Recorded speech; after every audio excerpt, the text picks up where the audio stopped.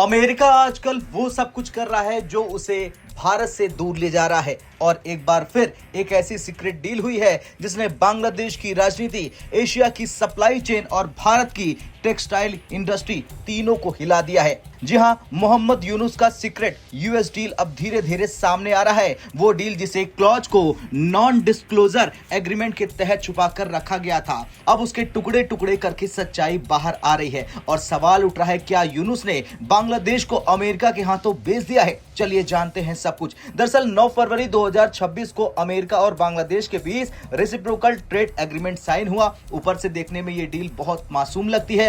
पहले टैरिफ 37% था अप्रैल 2025 में, फिर घटाकर 20%, अब 19% और कुछ मामलों में 18%। बांग्लादेश में इसे बड़ा कूटनीतिक जीत के तौर पर सेलिब्रेट किया जा रहा है, लेकिन असली खेल टैरिफ ने नहीं, शर्तों में है। इस डील का सबसे बड़ा हाईलाइट है बांग्लादेशी टेक्सटाइल एंड अपैरल को यूएस में 0% टैरिफ एंट्री। लेकिन ध्यान दीजिए, सब्जेक्ट टू कंडीशंस। शर्त यह है कि कपड़ा या अपैरल यूएस कॉटन या फिर यूएस यान से बना होना चाहिए। यानी साफ शब्दों में, अगर अमेरिकी कच्चा माल इस्तेमाल करोगे तो अमेरिकी बाजार खुलेगा। यही से असली जियो इकोनॉमिक गेम शुरू हो जाता है। बांग्लादेश के अखबार, पूर्व नेता और सिविल सोसाइटी पूछ रहे हैं कि ये डील सीक्रेट क्यों थी? यूनुस को ये अधिकार किसने दिया? आप चुनी हुई सरकार नहीं है। चुनाव से पहले इतना बड़ा गेम, इतना बड़ा समझौता क्यों? क्योंकि इस डील के कई हिस्से आज भी सीक्रेट है और यही सबसे बड़ा रेड फ्लैग है। अब जरा गौर से सुनिए। बांग्लादेश ने अमेरिका से कहा 3.5 बिलियन डॉलर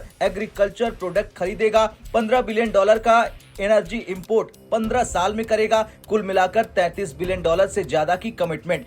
ये इंटेंट नहीं है, ये कमिटमेंट है, मतलब खरीदना ही पड़ेगा। बांग्लादेश की इकोनॉमी के लिए ये बहुत बड़ा बोझ है। अब आते हैं सबसे खतरनाक नॉन टैरिफ प्रोविजन पर।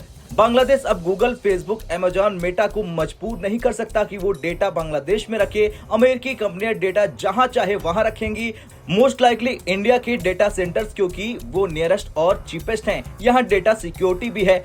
अब वो हिस्सा जिसने बांग्लादेश के किसानों को डरा दिया। इस डील के तहत US FDA approval products Bangladesh में ऑटोमेटिकली अप्रूव्ड हो जाएंगे। इसका मतलब जीएम वीट, जीएम राइस और जीएम कॉर्न और जीएम सीड्स सब बांग्लादेश में एंट्री पा सकते हैं। नतीजा, बांग्लादेशी फूड एक्सपोर्ट कई देशों में रिजेक्ट हो सकते हैं। अब यहाँ समझिए इस डील का असली मकसद। बांग्लादेश ने कमिट किया कि supply chain security in change करेगा, चाइनीज ओरिजिनल इंपोर्ट कम करेगा, नॉन मार्केट इकोनॉमी से दूरी बनाएगा। और नॉन मार्केट इकोनॉमी कौन? चाइना और रसिया। यहाँ तक कि एक्सपोर्ट कंट्रोल, प्रतिबंध, डिफेंस ट्रेड, इन सब में यूएस के साथ अलाइनमेंट होगी। सीधा मतलब बांग्लादेश अब ऑब्वियसली यूएस कैंप में चला गया है। अब आते हैं भारत पर असर पर। जैसे ये खबर आई, इंडियन टेक्सटाइल स्टॉक 5% तक गिर गए। क्यों? क्योंकि ये डर था कि बांग्लादेश को यूएस मार्केट में ड्यूटी फ्री एंट्री मिल जाएगी, लेकिन ये डर अधूरा सच है। अब जरा ग्राउंड रियलिटी समझिए। कॉटन से यान बनाना आसान नहीं है।